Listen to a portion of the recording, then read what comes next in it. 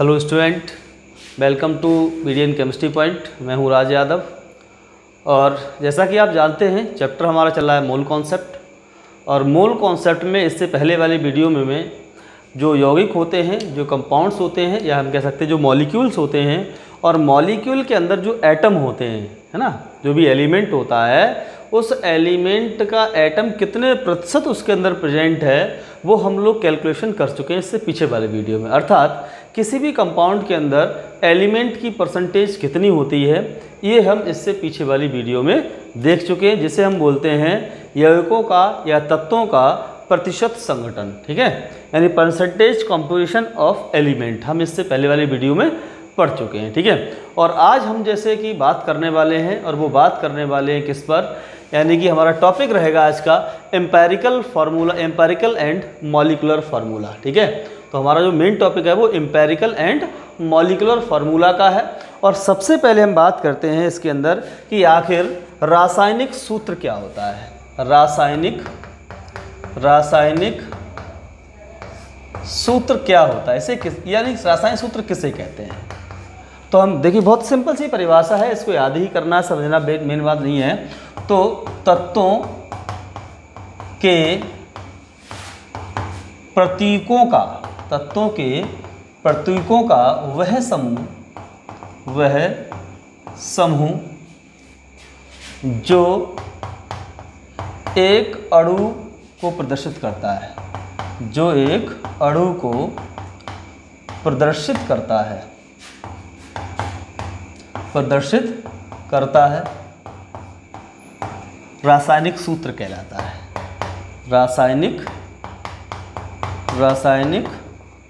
सूत्र कहलाता है बच्चों। ठीक है, रासायनिक सूत्र कहलाता है। ठीक, अच्छा, इसके बाद हम बात करते हैं, एक एग्जाम्पल ले लेते हैं। जैसे मान लीजिए आपके पास है सोडियम क्लोराइड। तो सोडियम क्लोराइड जो होता है इसका एक मॉलिक्यूल है, और उस मॉलिक्यूल का सूत्र होता है NaCl। और NaCl जो अणु है इसमें सोडियम और क्लोराइड ये दो प्रकार के एटम उपस्थित हैं, यानी सोडियम एलिमेंट और क्लोराइड एलिमेंट, इन दोनों के प्रतीक लिखे गए हैं इस सूत्र के अंदर, सोडियम क्लोराइड के सूत्र के अंदर। इसी प्रकार देखिए बेटा कि दूसरा एग्जाम्पल देखो, ये पहला एग्जाम्पल हो गया, ये दूसरा नाइट्रिक अम्ल। जो नाइट्रिक अम्ल है बेटे, नाइट्रिक अम्ल का जो फॉर्मूला होता है वो होता है HNO3। तो नाइट्रिक अम्ल का जो मॉलिक्यूल है, एक जो अणु है, उस अणु में 4 एलिमेंट के प्रतीक उपस्थित हैं, एक हाइड्रोजन का, एक नाइट्रोजन का और एक ऑक्सीजन का। ये तीनों एलिमेंट जो हैं, यानी हाइड्रोजन, नाइट्रोजन और ऑक्सीजन, ये तीनों एलिमेंट का जो समूह है वो नाइट्रिक अम्ल का क्या कहलाता है, अणु कहलाता है। तो ये रहा आपका रासायनिक सूत्र कि आखिर रासायनिक सूत्र क्या होता है। अब हम बात करने वाले हैं बेटे कि एम्पेरिकल फार्मूला क्या होता है, अर्थात मूलानुपाती सूत्र क्या होता है। एम्पेरिकल फार्मूला की हिंदी है बेटे मूलानुपाती सूत्र। ठीक है, हाँ। तो मूलानुपाती सूत्र बेटे क्या होगा, जो कोई भी मॉलिक्यूल्स होते हैं, जो कोई भी अणु होते हैं, उन अणुओं के अंदर जो भी एलिमेंट हैं यानी परमाणु हैं, उन परमाणुओं के सरल अनुपात को प्रदर्शित करता है। ऐसे सूत्र को हम क्या कहते हैं, मूलानुपाती सूत्र कहते हैं। यानी ऐसा सूत्र जिसमें उपस्थित परमाणु एक सरल अनुपात में उपस्थित होते हैं, अर्थात जो परमाणुओं के सरल अनुपात को प्रदर्शित करता है उसे बेटा हम लोग किस नाम से जानते हैं, मूलानुपाती सूत्र के नाम से जानते हैं। ठीक है, तो जितने भी कंपाउंड्स होंगे उन कंपाउंड्स का पहले कोई ना कोई मूलानुपाती सूत्र होता है। जरा देखिए यहाँ पर, तो मैं इसकी डेफिनेशन लिख देता हूँ। क्या होता है मूलानुपाती सूत्र, यानी ऐसा सूत्र जो किसी अणु में उपस्थित तत्वों के परमाणुओं के सरल अनुपात को प्रदर्शित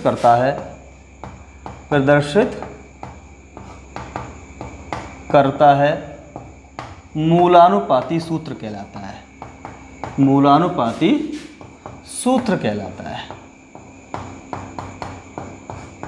ठीक है। अब सरल अनुपात का मतलब क्या है, जरा देखिए यहाँ पर समझिए। जैसे हम मान लीजिए आपके पास एक मॉलिक्यूल है, एक अणु है, यानी एक ऐसा यौगिक है, जैसे मान लो C6H12O6, ये ग्लूकोज का सूत्र है। और ग्लूकोज का जब हम एम्पेरिकल फार्मूला निकालेंगे, अर्थात मूलानुपाती सूत्र निकालेंगे, तो इसका मूलानुपाती सूत्र कैसे निकाल सकते हैं, जरा देखिए। यहाँ पर आपके जो एलिमेंट्स हैं, यानी कार्बन है, हाइड्रोजन और ऑक्सीजन है, तो कार्बन एलिमेंट के जो कार्बन परमाणु हैं वो 6 हैं यहाँ पर। इसका क्या अनुपात है इस समय पे, इन पर अनुपात है 6:12:6। ठीक है। ये अनुपात अगर हम इसको 6 से काटेंगे, जरा देखिए यहाँ पर हम इसको काट देते हैं, तो 6 एकम 6, 6 दूनी 12 और 6 एकम 6। तो इसका जो रेशियो आएगा, जो अनुपात आएगा, वो 1:2:1, जो कि एक सरल अनुपात है। तो क्या है, ये कार्बन, हाइड्रोजन और ऑक्सीजन का जो सरल अनुपात है वो ये है। तो इसके आधार पर अगर हम सूत्र लिखेंगे, जरा देखिए यहाँ पर इसका मूलानुपाती सूत्र क्या हो जाएगा, यानी मूलानुपाती जो सूत्र होगा वो क्या हो जाएगा। अब देखो यहाँ पर, यानी कार्बन कितना हो गया बेटा, 1 हो गया, तो C1 हो गया। ठीक है। हाइड्रोजन कितने हो गए बेटा, 2 हो गए, तो H2 हो गए। ठीक है। और ऑक्सीजन भी कितना हो गया, 1 हो गया। तो 1 को हम लिखते नहीं है, तो फॉर्मूला क्या आ जाएगा बेटा, CH2O। CH2O जो है वो ग्लूकोज का मूलानुपाती सूत्र है। ठीक है। और इसकी कैलकुलेशन कैसे करते हैं परसेंटेज कंपोजिशन के आधार पर, वो हम इसमें सीखेंगे। पहले हम लोग थोड़ा समझ लेते हैं कि आखिर अणुसूत्र क्या होता है। ठीक है। तो नोट करिए जरा, इसको नोट करो, फिर मैं आगे चलता हूँ। ठीक, नोट कर लीजिए। ठीक है, हो गया होगा। नेक्स्ट देखते हैं हम लोग। अगर नोट करना है तो वीडियो देखो और रोक करके आप नोट कर सकते हैं। चलिए देखिए बेटे, ये मूलानुपाती सूत्र हो गया। और नेक्स्ट हम लोग करते हैं कि आखिर आपका अणुसूत्र क्या होता है। अणुसूत्र, ठीक है, मूलानुपाती सूत्र हो गया। इसके बाद तुम्हारा अणुसूत्र क्या होगा। ठीक है। तो अणुसूत्र जो होता है वो मूलानुपाती सूत्र के बराबर भी हो सकता है, या फिर मूलानुपाती सूत्र के कुछ ना कुछ गुणज हो सकता है। ठीक है। कोई ना कोई अंक से मल्टीप्लाई करनी पड़ेगी। तो अणुसूत्र जब हम निकालते हैं तो अणुसूत्र बराबर क्या होगा बेटे, मूलानुपाती सूत्र, मूलानुपाती सूत्र का होल n। ठीक है। मूलानुपाती सूत्र का होल n। अगर ये n की वैल्यू 1 है तो अणुसूत्र बराबर क्या हो जाएगा बेटे, अणुसूत्र बराबर हो जाएगा मूलानुपाती सूत्र। हो जाएगा नहीं हो जाएगा, मूलानुपाती सूत्र। देखिए बेटे, होना चाहिए इसको। बोले सर कैसे होना चाहिए, बिल्कुल हो जाएगा। इस n की वैल्यू अगर हम 1 यहाँ रख देंगे तो बिल्कुल भाई 1 की मल्टीप्लाई इसमें करेंगे तो मूलानुपाती सूत्र ही रह जाएगा। तो अणुसूत्र बराबर क्या हो जाएगा, मूलानुपाती सूत्र। कब, जब n की वैल्यू कितनी होगी, 1 होगी। ठीक है। तो ये ध्यान रखें बच्चों कि ये जो मूलानुपाती सूत्र है ये कभी कभी अणुसूत्र के बराबर भी हो सकता है।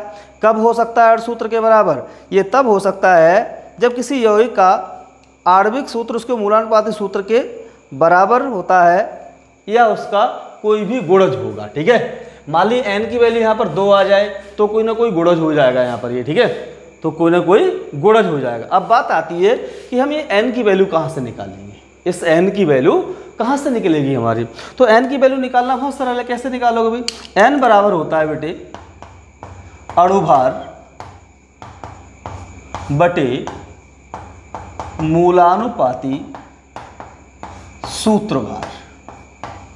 अणुभार बटे मूलानुपाती सूत्रभार। ठीक है। ये अणुभार कहाँ से आएगा, ये अणुभार आपका सवाल में दिया गया होगा, और अगर सवाल में नहीं दिया गया होगा तो अणुभार निकालने के भी कई तरीके हैं, जो कि मैं इस वीडियो के बाद यानी नेक्स्ट वीडियो जब लेके आऊँगा तो उसमें मैं अणुभार निकालना आपको सिखाऊंगा कि कैसे कैसे अणुभार निकाला जा सकता है। ठीक है।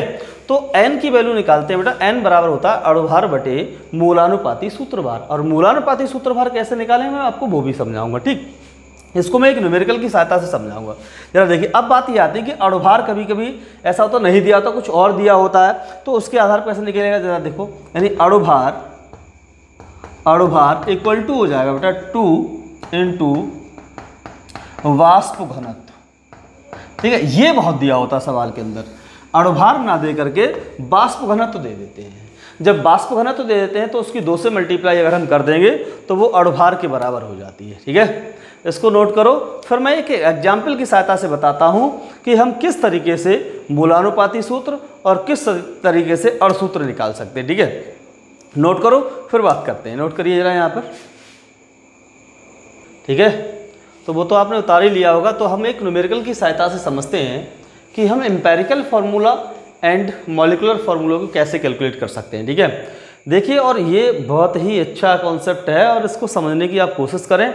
कंपाउंड कैसे, कंपाउंडों के सूत्र निकाले जाते हैं, ये आपको याद होना चाहिए। ठीक है, ऐसा एक न्यूमेरिकल आपके फर्स्ट ईयर के एग्जाम में आता रहेगा समय समय पर। ठीक है, जब समय समय पर आएगा तो आपको करना भी पड़ेगा। ठीक, तो देखते हैं आगे हम लोग। क्वेश्चन दे रखा, कह रहा है एक पदार्थ के विश्लेषण पर निम्नलिखित प्रतिशत संघटन प्राप्त हुआ। जब हमने कोई पदार्थ था उसका विश्लेषण किया तो विश्लेषण करने पर पता लगा कि 23 जो सोडियम है वो 43.2% है, कार्बन है वो 11.3% है, ऑक्सीजन 45.3% है। कह रहा है इस पदार्थ का के मूलानुपाती सूत्र यानी empirical formula and molecular formula यानी अणु सूत्र ज्ञात करो। कह रहा है यदि पदार्थ का आणविक द्रव्यमान, आणविक द्रव्यमान का मतलब क्या हुआ, अणुभार 106 है। मैंने कहा था ना कि अणुभार आपको सवाल में ही दे रखा होगा। ठीक है, तो यहाँ 106 दिया हुआ। अब इसके बाद कह रहा है इसके मूलानुपाती सूत्र और अणु सूत्र दोनों चीज़ें ज्ञात कीजिए। ठीक है, तो हम क्या करते हैं, इसके लिए एक टेबल बनाते हैं सॉल्व करने के लिए। ठीक है, जरा देखो यहाँ पर, इसको सॉल्व करने के लिए हम क्या करेंगे, एक टेबल बनाएंगे और टेबल में हम यहाँ लिखेंगे तत्व, आखिर कौन कौन से तत्व हैं यौगिक के अंदर। उसके बाद उसकी परसेंटेज क्या है एलिमेंट की, परसेंटेज के बाद में हम लिखेंगे उसका परमाणु द्रव्यमान क्या है। ठीक है, परमाणु द्रव्यमान क्या है। इसके बाद हम क्या निकालेंगे, मोल्स निकालेंगे। क्या निकालेंगे बेटे, मोल्स। और यहाँ पर लिखेंगे मोलों का सरल अनुपात, मोल का सरल अनुपात। ठीक है, क्योंकि किसी भी एलिमेंट के अंदर, किसी भी कंपाउंड्स के अंदर जो एलिमेंट्स दे रखे होते हैं वो कितने मोल प्रेजेंट है वो आपका यहाँ से निकलेगा। ठीक है, परसेंटेज का मतलब क्या हुआ कि 100 ग्राम था, 100 ग्राम में कितने % वो चीज़ प्रेजेंट है। कोई बात नहीं, जरा देखिए यहाँ पर सोडियम कितना है, यानी सोडियम है पहला एलिमेंट, दूसरा एलिमेंट कार्बन है, तीसरा एलिमेंट यानी कि ऑक्सीजन है। ठीक है, तो इस तरीके से आपके 3 एलिमेंट दे रखे हैं और तीनों एलिमेंट की परसेंटेज दे रखी है। सोडियम की कितनी है बेटे, 43.2% है। ओके, यानी 11, इसको इतने ग्राम मानो। और सोडियम का परमाणु भार कितना होता है, 23 होता है। मोल्स कैसे निकालेंगे, यानी भार बटे अणुभार। ये क्या है, वेट मान के चलिए ये, और ये क्या है, मॉलिकुलर वेट है। तो मोल क्या होता है बेटे, वेट बटे मॉलिकुलर वेट। ठीक है, तो भार बटे अणुभार क्या होता है, ये मोल्स होते हैं। ठीक, समझ में आ रही बात इतनी। सरल मोलों का सरल अनुपात कैसे निकालेगा वो मैं आपको बताऊंगा। जरा देखिए यहाँ पर, अब देखो 43.2 है तो 43.2 को आप डिवाइड करोगे 23 से। जब डिवाइड करोगे तो बहुत अच्छे, यानी 23 दूनी 46 होते हैं। अगर 2 बार डालते तो 46 होने चाहिए, तो 40 तो नहीं हो पाएगा, 2 तो नहीं हो पाएगा, तो 1.89 के आसपास ये वैल्यू आपकी आ जाएगी। ये भाग करके आप देख सकते हैं 1.89। ठीक है, कार्बन आपके पास कितना है, 11.3% है। कोई बात नहीं, होने दो। इसका एटॉमिक मास होता है 12 ग्राम ए, है ना, यानी 12 AMU। ठीक, 12 AMU क्या है इसका, मॉलिकुलर यानी एटॉमिक वेट है। तो अब क्या करेंगे हम, 11.3 को 12 से डिवाइड कर देंगे। अब ये 12 होता तो एक बार आया था, 12 है नहीं तो क्या आ जाएगा, पॉइंट का 93 ना, पॉइंट का 93 या 94 के आसपास कुछ भी आ जाएगा। तो चलिए मैं बना देता हूँ इसको, यानी 113 मान लीजिए, ये हो गया 12 है, तो 12 निम्मा 108 और 13 में से 8 गया, 5 बचा। ठीक, पॉइंट लगाए हुआ 0 है। 12 दूनी 24, पारती हैं 36, 12 चौक 48। ठीक है, 12 चौक 48, 0.94 के पास आसपास आ जाएगा ये। ठीक है, अब इसके बाद आता है ऑक्सीजन। ऑक्सीजन कितना है बेटा आपका, ऑक्सीजन है 45.3। ठीक है, और इसका जो अणुभार होता है वो 16 होता है। तो 45.3 को 16 से डिवाइड कर दीजिए। जब डिवाइड करें तो 16 दूनी 32, 16 दूनी 32, यानी 45.3 को हम 16 से डिवाइड, 16 दूनी 32 हो गया। जब 32 हो गया तो यहाँ पर बचे 3, यहाँ बचा 1। अब ये होगा 13, ये पॉइंट ऊपर लगा दीजिए, 3 नीचे बढ़ा, यानी 133। 16 8 128 है ना, तो 128, 8 संग 48, और 8 एकम 8, 8 4 12, ठीक है। तो 13 में से 8 गया 5 बचा, यहाँ 2 में कुछ नहीं बचा यहाँ पर। अब आपके पास कितना है, कुछ नहीं है तो 0 बढ़ा लो, 16 दूनी बता 16 3 48, तो कितना आ गया 2.83, इतनी वैल्यू आ गई इसकी, ठीक है। तो ये आ गए आपके मोल्स, ये आ गए आपके मोल्स। लेकिन आपने ये देखा होगा कि किसी भी कंपाउंड के अंदर जो एटम्स होते हैं वो कभी भी पॉइंटों में नहीं होते हैं, उनकी संख्या हमेशा क्या होती है, पूर्णांक होती है। तो अब हम इस मोल्स जो आए हैं, इन मोल को पूर्णांक बनाना है। तो पूर्णांक बनाने का बहुत अच्छा और सरल तरीका क्या है कि इसमें से जो सबसे छोटी संख्या हो उस संख्या से सभी को डिवाइड कर दो। जैसे यहाँ पर 0.94 इससे और इससे दोनों से छोटी है, तो इससे हम क्या करेंगे, इससे हम डिवाइड करेंगे तीनों को। जरा देखिए, तो 1.89 डिवाइडेड बाई 0.94, तो कितना हो जाएगा बेटे, 9 दूनी 18, लगभग ये 2 के आसपास आ जाएगा, यानी हमें पूर्णांक बनाना है, ठीक है।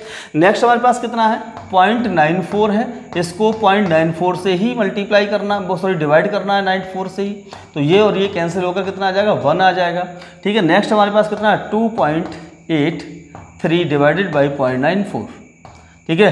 तो यहाँ कितना है, 9 चौक 36, 9 दूनी 16, 9 दूनी 18, 9 3 27, यानी लगभग 3 के आसपास आ जाएगा, ठीक है। तो हमारे पास जो मोलों का सरल अनुपात आया वो आया 2:1:3, ये एक सरल अनुपात है, ठीक है।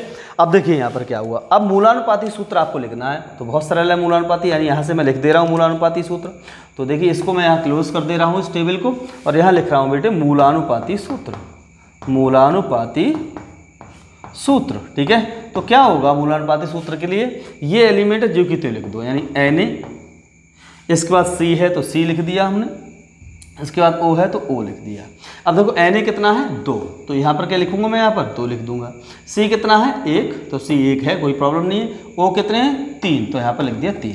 अब ये कैसे पता लगेगा कौन सा कितना है, तो यहाँ पर लिखा वो Na 2, तो मैंने यहाँ 2 लिख दिए। C 1, तो यहाँ 1 है, O 3, तो यहाँ पर 3 है। इस तरीके से आपका जो एम्पेरिकल फार्मूला है अर्थात मूलानुपाती सूत्र है वो आएगा Na2CO3, यानी सोडियम कार्बोनेट। इसका नाम क्या होगा बेटे, इसका नाम होगा सोडियम कार्बोनेट, ठीक। कोई परेशानी वाली बात नहीं है, समझ में नहीं आया तो मैं एक आध एग्जाम्पल और ले लूँगा, ठीक है, आप परेशान ना हो बिल्कुल भी। सोडियम कार्बोनेट हो गया। अब हमें निकालना है अणुसूत्र।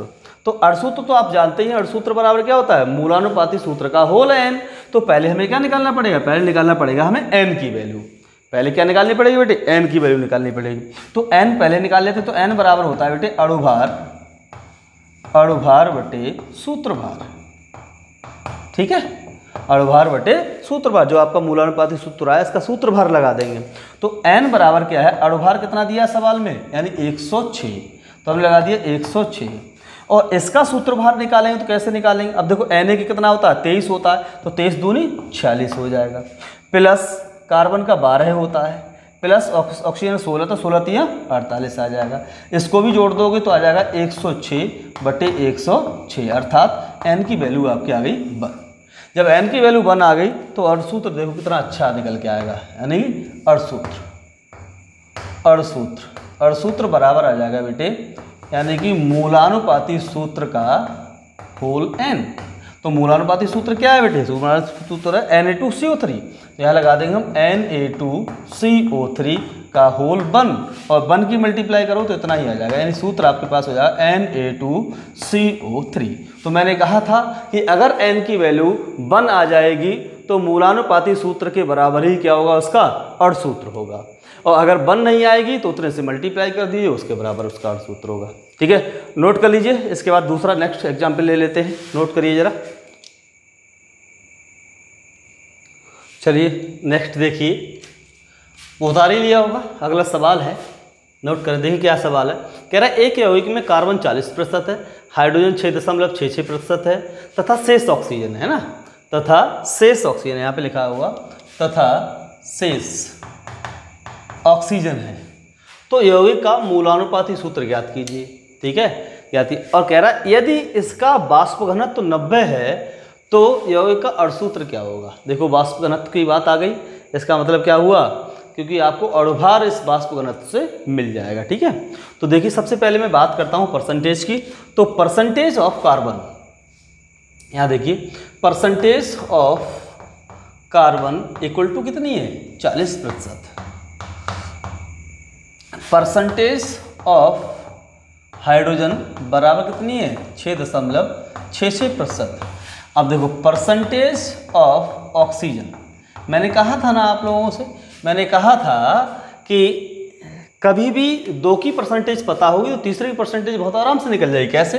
यानी 100 माइनस कर दीजिए बेटे 40 प्लस 6.66 है ना, तो क्या आ जाएगा बेटे, यानी 100 माइनस 46.66 बराबर कितना आ जाएगी परसेंटेज, देखिए भाई, यानी 4 बचे यहाँ पर, 6 में से 4, 10 में से 6 गए, 4 बचे, और 9 में से 6 गया, 3 बचा, पॉइंट लगा लिया अब हमने, 9 में से 6 गया, 3 बचा, अब हमारा 9 बचा, 9 में से 6 गए, 4 गए तो 5 बचे, यानी 53.34% आपका ऑक्सीजन मिल गया।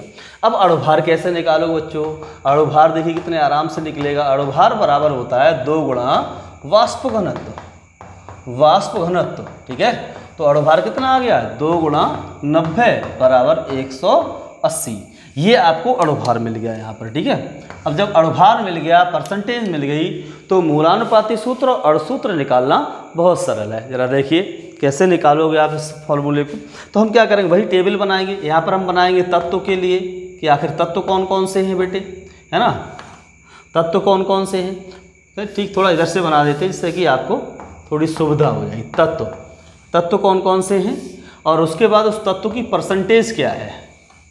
ठीक, तत्व का जो एटॉमिक मास है वो कितना है, तत्व का एटॉमिक मास कितना है यहाँ पर, ठीक है, एटॉमिक मास। और यहाँ पर हम निकालते हैं number of moles, number of moles यानी मोलों की संख्या, ठीक है, मोलों की संख्या, ठीक है। और मोलों की संख्या निकालने वाले लगा देंगे बेटा मोलों का सरल अनुपात, मोलों का सरल अनुपात, ठीक है। मोल कह लो या परमाणु कह लो, बात एक ही है। क्यों? क्योंकि हम जो स्टोइकियोमेट्री में पढ़ चुके हैं कि किसी के भी बारे में तो मोल से भी लिख सकते हैं उसको, हम परमाणुओं के आधार पर भी लिख सकते हैं, उसके एटॉमिक मास के आधार पर भी लिख सकते हैं, है ना। तो इस तरह अणुओं के आधार पर भी लिख सकते हैं। तो स्टोइकियोमेट्रिक हम इस बात को पढ़ चुके हैं। तो मोल कह लो या परमाणु कह लो, बात एक ही है यहाँ पर, ठीक है।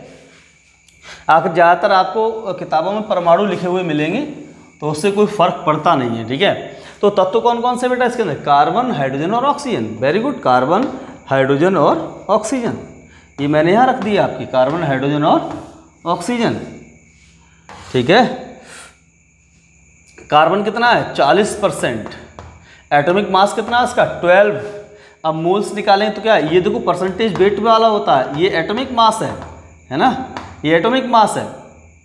तो वेट बाई एटॉमिक मास हम यहाँ रखेंगे मोल्स निकालने के लिए, ठीक है। तो देखो बेटे कितने हैं, यानी 40 डिवाइडेड बाई 12, तो 12 दूनी 24, 12 36, 6 40 हो गए, 12 36 है, 3.33 आ जाएगा, ठीक है। इसके बाद हाइड्रोजन कितना 6.66, इसका कितना होता है एटॉमिक मास 1, डिवाइड करिए 6.66 divided by 1 equal to 6.66। Any doubt? No doubt, होना ही नहीं चाहिए इसमें कुछ, ठीक है। ऑक्सीजन परसेंटेज कितनी आई 53.34, 53.34। इसका एटॉमिक मास कितना होता है 16 होता है एटॉमिक मास, इसको डिवाइड करो 53.34 डिवाइडेड बाई 16, 16 3 48, 16 दूनी 32, 16 3 48। अब देखो 53 में से 48 घटाओ कितने बचेंगे, 5 बचेंगे। इस पॉइंट को हटाओ, यहाँ उतार लो, 53 हो गए, फिर 16 3 48 हो गया, फिर 5 बचे 54 हो गए, 16 3 48 हो गया, ठीक है। इस तरीके से आपके पास ये फॉर्मूला आ गया, 16 दूनी 32, 16 3 48 हो गया ये, ठीक, 3.33। अब देखो यहाँ पर ये आपके मोल्स आ गए। अब हम मोल्स में क्या करेंगे, ये मोल्स आपके पॉइंट में आए हैं बच्चों, किस में आए हैं, मोल्स पॉइंट में आए हैं। अब जो वैल्यू पॉइंट में आई है, और हमारे किसी भी मॉलिक्यूल के अंदर जो एटम होते हैं, जो एलिमेंट होते हैं, उनकी वैल्यू कभी पॉइंटों में नहीं होती, वो हमेशा पूर्ण संख्या होती है। तो इसको बेटा पूर्ण संख्या करना है, और पूर्ण संख्या करने के लिए हम क्या करेंगे बच्चों, इसको इसमें से छोटी संख्या देखेंगे कौन सी है। तो 3.33, 3.33 ये दोनों ही क्या है, बराबर हैं। तो इनमें से कोई उठा लेते हैं, क्योंकि ये 6.66 बड़ी संख्या है। तो 3.33 से हम क्या करेंगे, डिवाइड कर देंगे इसको, ठीक है, 3.33 3 तो ये वैल्यू कितनी आ गई, 1 आ गई। यहाँ पर देखो 6.66 बटे 3.33 तो कितनी आ जाएगी वैल्यू, 2 आ जाएगी, है 3 दूनी 6 और 3.33 डिवाइडेड बाई 3.33 इक्वल टू 1। ये हमारा आ गया सिंपल रिलेशन है, सिंपल रेशियो आ गया मोल्स के अंदर, एटम के मोल्स का। ठीक है, अब हम क्या करेंगे, इसका मूलानुपाती सूत्र ज्ञात करेंगे। जरा देखिए, ज्ञात करिए मूलानुपाती सूत्र बराबर क्या हो जाएगा बेटे, यानी C लिखो, H लिखो और O लिखो। अब C कितना है बेटा, 1 है तो 1 ही लिखा जाएगा। H कितने है बेटे, 2 तो यहाँ पर 2 लगा देंगे। O कितना है यहाँ पर 1 तो 1 ही रहेगा। तो सूत्र हो गया मूलानुपाती सूत्र CH2O। थोड़ा पास में लिख लेते हैं इसको, तो हो जाएगा CH2O। ठीक है, अब लिखो अणुसूत्र। तो अणुसूत्र लिखने के लिए क्या करेंगे, पहले हम N की वैल्यू निकालेंगे और N बराबर क्या होता है, अणुभार बटे सूत्रभार। अणुभार कितना है 180 और सूत्रभार कैसे निकालोगे, ये सूत्र दिया हुआ है आपके पास। यानी इसका कार्बन कितना होता है 12 होता है, हाइड्रोजन कितना 1 तो 2 हाइड्रोजन तो 2 हो जाएगा, ऑक्सीजन का 16 है तो कितना हो जाएगा बेटा, ये 16 2 18, 18 2 20 10 30। ठीक है, 20 10 30 तो बराबर आ जाएगा 180 बटे 30, 0 3 6 18। एन की वैल्यू कितनी आ गई 6। अब जब एन की वैल्यू 6 आ गई तो जो अणुसूत्र होगा वो मूलानुपाती सूत्र के बराबर नहीं होगा। कितना होगा, मूलानुपाती सूत्र के 6 से मल्टीप्लाई करने के बराबर होगा। अर्थात हम निकाल सकते हैं, जरा देखो यहाँ पर, यानी कि अणुसूत्र इक्वल टू मूलानुपाती सूत्र का होल n। तो लगा दीजिए भाई CH2O, ये आपके पास मूलानुपाती सूत्र है, CH2O का होल 6 हो जाएगा। अब 6 से मल्टीप्लाई लगा तो C6H 6 दूनी 12 है और O6 यानी ग्लूकोज। हमारा जो फॉर्मूला आया है इससे वो क्या आया, ग्लूकोज आया। ठीक है, सवाल को देखें और देख करके सवाल को करें। कमेंट बॉक्स में आप कमेंट कर सकते हैं कोई सवाल समझ में नहीं आए, और इस डिस्क्रिप्शन बॉक्स में डिस्क्रिप्शन को खोलोगे तो उसमें ये सवाल आपको मिलेगा, उस सवाल को आप करने की कोशिश करें। ठीक है, तो वहाँ पर आपको क्वेश्चन जो मिलेंगे उसको आप सॉल्व करें। ठीक है, चलिए नोट करिए, फिर हम लोग नेक्स्ट वीडियो में मिलते हैं। तब तक के लिए थैंक यू।